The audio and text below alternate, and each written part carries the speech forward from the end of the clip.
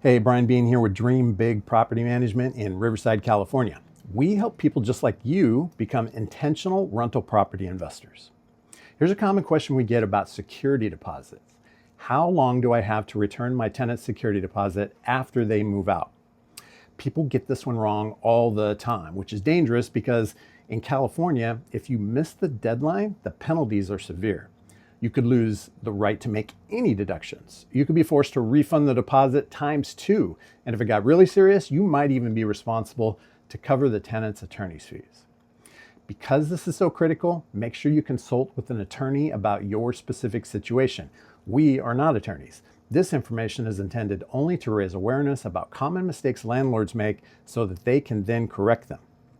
So here are the basic rules for refunding security deposits. California law gives you 21 calendar days from the date the tenant moves out to either return the full deposit or provide a detailed accounting of any deductions. That's calendar days, not business days. Weekends count, holidays count. If you're keeping any portion of the deposit, you must send the renter an itemized statement explaining every single deduction. It must be detailed. You can't just say cleaning and deduct $400. The line item must specify what was cleaned, why it was necessary, how much it costs. You also must include copies of all receipts or invoices for work paid to someone to perform those services. If you hired a cleaner, include their invoice. If you had a contractor repair something, include that receipt.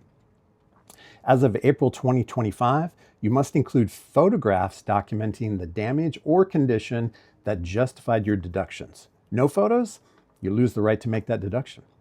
And starting in 2026, Assembly Bill 414 now requires that if your tenant paid rent electronically, you must return their deposit electronically. If they paid through an online portal, Zelle, Venmo, you must issue the refund in the same manner. You can't just cut them a paper check by default. The deposit must go back electronically to their account or in a manner that they specify. And what happens if you're late or if you don't follow the rules?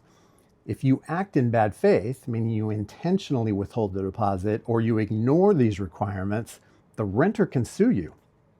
They could recover up to twice the amount of the deposit plus their attorney's fees. California law does distinguish between bad faith and honest mistakes, however. If you made a good faith effort to comply, but you calculated something wrong or you were a few days late due to circumstances beyond your control, well, the penalties may be less severe, but don't count on it. That 21-day rule is clear, and it's your responsibility to meet it.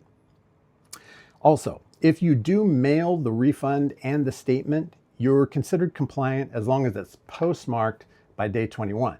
So you don't have to worry so much about the delivery time. You just need to make sure that it's in the mail by the deadline. Here's the bottom line. California's security deposit return deadline is strict, 21 calendar days. Itemized statements, receipts, photos, electronic return. Make sure you follow the rules. Make sure you do it on time.